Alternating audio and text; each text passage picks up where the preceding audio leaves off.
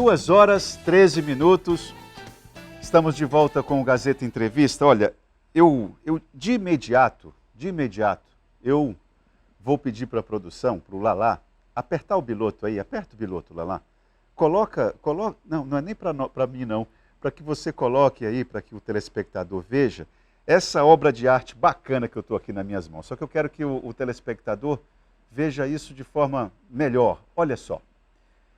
Esse é o filhote do Patrick Walsh, o exemplo na vida de quem prega. O Patrick, ele é sociólogo e vai contar um pouco para a gente a respeito da produção desse livro, que eu, sinceramente, assim, ontem nós falamos a respeito de um livro que eu acho importante registrar, que está sendo lançado hoje, o livro do Nelson Liano Júnior. E hoje nós vamos falar dessa produção do Patrick. Patrick, muito boa tarde, seja bem-vindo ao Gazeta Entrevista. Eu queria entender o seguinte: por que você considerou importante colocar todo esse teu esforço em um livro? O que te motivou? Muito bem, primeiramente quero desejar boa tarde, né, ao senhor, aos telespectadores, né. Então, esse livro ele é fruto de uma pesquisa de 10 anos. 10 anos. 10 anos. Em 2012, eu fiz uma seleção de doutorado na Universidade de Brasília para estudar a vida de José Gabriel da Costa. Mestre Gabriel. O Mestre Gabriel. Um baiano, né, que migrou como soldado da borracha aqui para a Amazônia. E aqui na Amazônia, essa região, a divisa do Acre com a Bolívia, né, ele recriou a União do Vegetal, né, como se diz na União do Vegetal. Então ele, numa área, vamos dizer assim, árida, né, onde não tinha a presença do Estado, ele criou uma religião com um propósito, com um objetivo de fazer um caminho de paz às pessoas.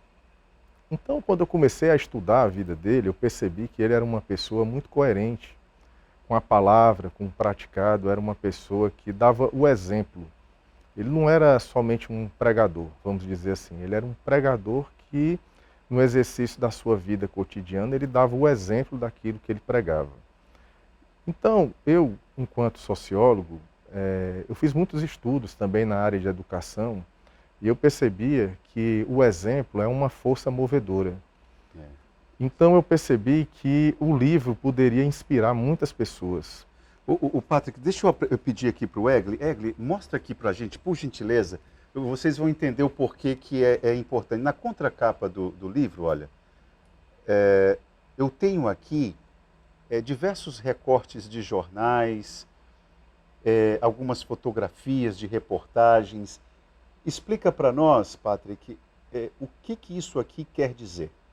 Bom, isso aí quer dizer toda a trajetória histórica, né, de institucionalização dessa religião, União do Vegetal, mas também da luta, né, pelo o direito legal de comungar o chá ayahuasca no Brasil, né? Então conta uma história que começou ainda na década de 60, esse painel investigativo, e ele vai até a resolução do CONAD de 2010.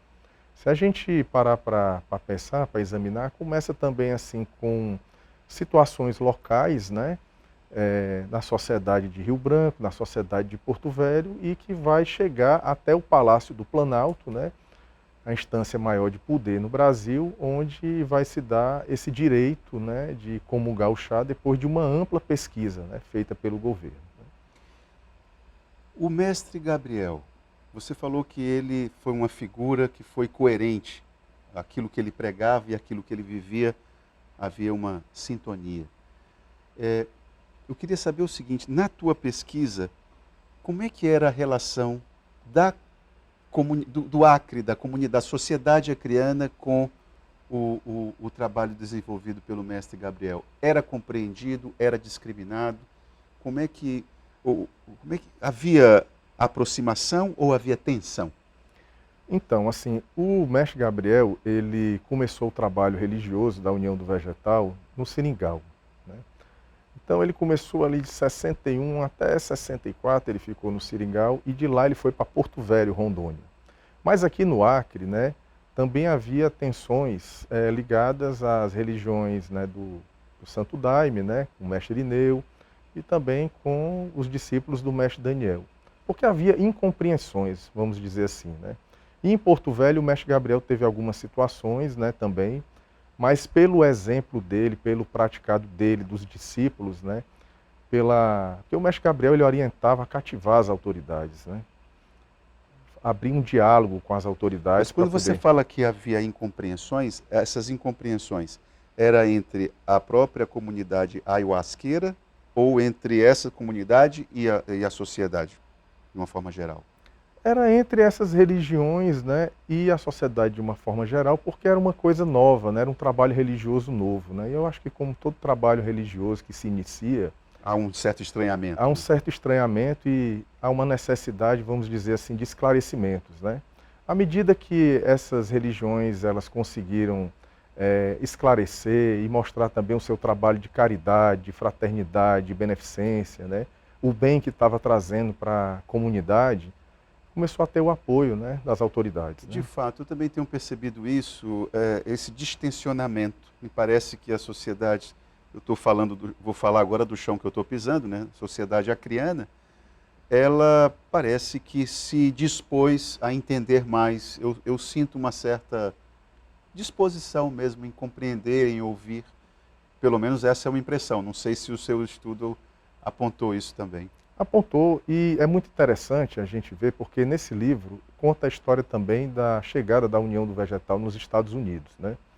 E nos Estados Unidos a União do Vegetal ela também passou por situações onde ela precisou prestar esclarecimentos, né, às autoridades americanas. E lá a União do Vegetal, nesse trabalho, né, chegou a se defender na Suprema Corte. Né, num caso que ficou famoso, né, mundialmente famoso, a União do Vegetal ganhou o caso por unanimidade. Pois é, inclusive, exatamente, a UDV teve um trabalho fundamental nisso, né?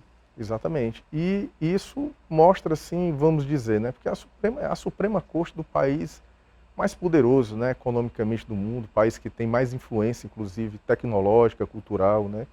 Então é uma vitória que abriu portas, né, para minorias religiosas, né, para muitas minorias religiosas daquele país, né. E amanhã vai haver o lançamento do livro? Vai ser amanhã? Isso Vai ser na sede da Secretaria de Estado de Educação, não é isso? Exatamente. E vai ser uma oportunidade onde eu vou poder explicar mais a respeito do livro, vou poder falar assim desses exemplos do mestre Gabriel, como é que os exemplos dele cativou os discípulos, né? E as pessoas que seguiram esse trabalho da União do Vegetal, seguiram e seguem, né? Pautada no exemplo de vida dele, de um homem coerente, um homem que era um pai de família exemplar, um marido exemplar, um amigo, uma pessoa fraterna, uma pessoa que começou o trabalho da União do Vegetal dentro da casa dele, onde ele morava com a mulher. Onde era a casa dele?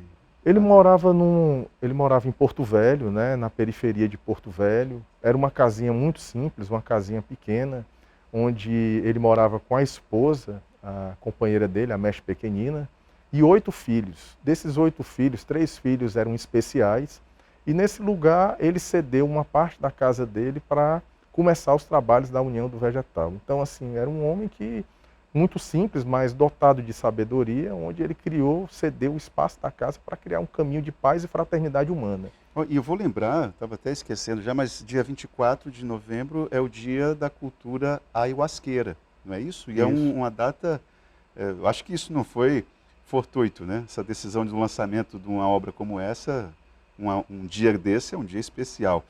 Eu queria saber de você o seguinte, eu não sei da história do mestre Gabriel, nem do mestre Irineu, mas houve esse encontro em algum momento? Existiu esse encontro entre essas duas figuras? Não? Eles se encontraram? Não, eles não se encontraram. Eles eram contemporâneos. Eles, vou usar aqui uma terminologia nativa, né, dessas religiões, eles desencarnaram no mesmo ano, que foi 1971, mas eles sabiam da existência um do outro. Porque o mestre Gabriel, o mestre Irineu, ele tinha discípulos em Porto Velho, o Vigílio e o Guilherme.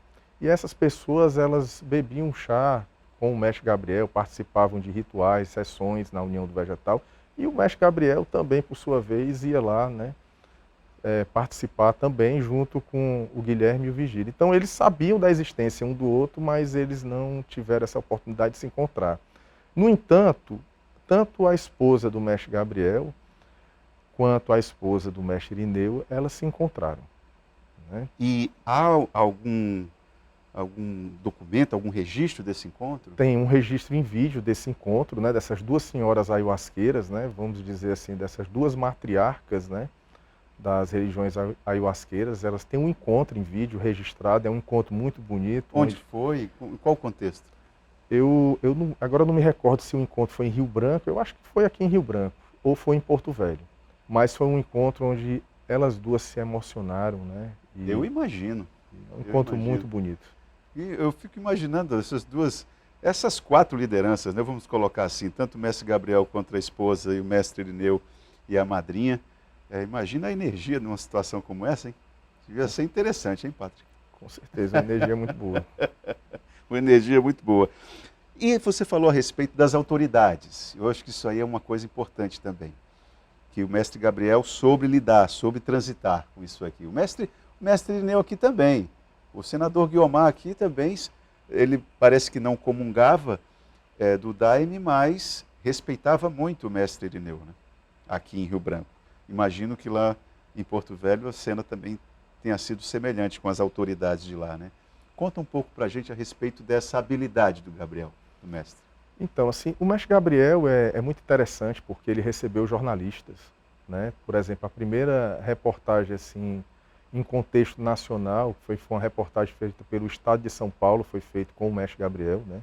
Ele recebeu um jornalista e explicou o trabalho dele, e a gente, depois de muitos anos, a gente conseguiu encontrar esse jornalista, fazer uma entrevista com ele. E né? o jornalista entendeu na época? A reportagem foi correta? A reportagem foi correta, né? Mas ele falou coisas muito interessantes quando a gente entrevistou ele, né? Ele percebeu uma pessoa de um coração muito bom, né? Uma pessoa que estava assim com um propósito, né, de realmente criar um caminho para que as pessoas pudessem se transformar.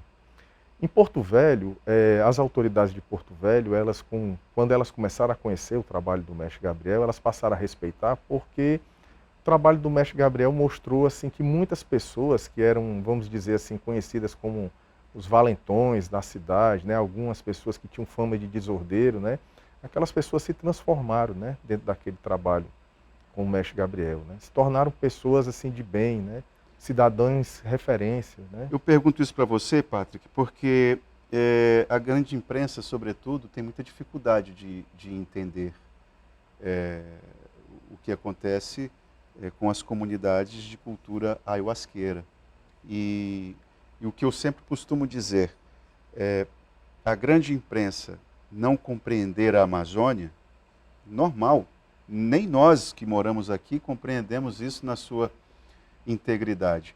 Agora, não fazer nenhum esforço para compreender, me parece que esse é o pecado da grande imprensa. E quando o assunto é Daime, aí pronto. Aí parece que tem um cliquezinho nas grandes redações que não consegue compreender. Boa parte das reportagens trata esse tema de uma maneira não muito respeitosa, não muito adequada. Você não se deparou com isso nos seus estudos várias vezes? Eu me deparei, mas o que eu percebi também, porque eu fiz um estudo comparativo, como é que a imprensa lidou com o assunto ao longo da década de 60, 70, 80, 90, anos 2000, 2010, até mais atual, né? Isso a pessoa percebe na leitura do livro, né? E mudou? Mudou. Mudou assim, a gente saiu de vamos dizer assim, de um estado de estigmatização para uma melhor compreensão. Ainda não é o ideal, né? Mas assim, melhorou muito, porque hoje em dia as pessoas, elas estão, inclusive assim, da imprensa, né? Elas estão procurando conhecer melhor por dentro, né? Entrevistar essas pessoas, conhecer os rituais, né? Viver um pouco. Viver um pouco disso. Então a gente hoje já tem, por exemplo, documentários assim que são feitos de forma muito respeitosa, né? Procurando pesquisadores, procurando autoridades que trabalharam junto nesse processo de institucionalização das religiões e também no processo de legalização do chá. Então eles perceberam, né, que são pessoas assim que são muito comprometidas, né, Exato. com assim, as coisas boas da vida, com a seriedade da vida. Olha, que bom. Tem um depoimento que eu achei muito interessante, que teve um general chamado, isso está citado no livro, né, um general chamado Alberto Cardoso, né, que ele, quando houve, colocar algumas situações onde foi pedida uma investigação, né, ele falou assim, olha, nós não vamos tomar nenhuma decisão sem fazer uma ampla investigação. Então, assim, essas religiões, elas foram estudadas pelo governo, pelas autoridades, elas foram também investigadas, né? E elas passaram, né? Claro. Por esse, vamos dizer assim, por essa peneira, né, institucional, né, das autoridades, né?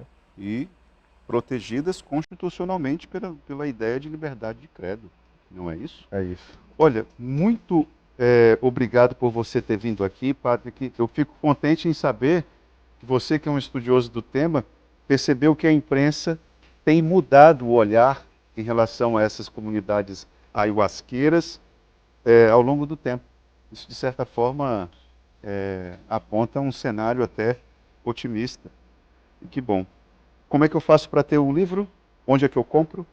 Esse livro, ele vai ser vendido no lançamento, né? Amanhã. Que horas vai ser? 19h30. 19h30 na Secretaria de Estado de Educação. É uma oportunidade que eu vou fazer uma palestra, explicar um pouco mais a respeito do livro, né? O livro vai ser vendido lá e ele também é vendido pelo site da nossa loja. Qual que é? O site. Eu não decorou o site? Não decorei agora.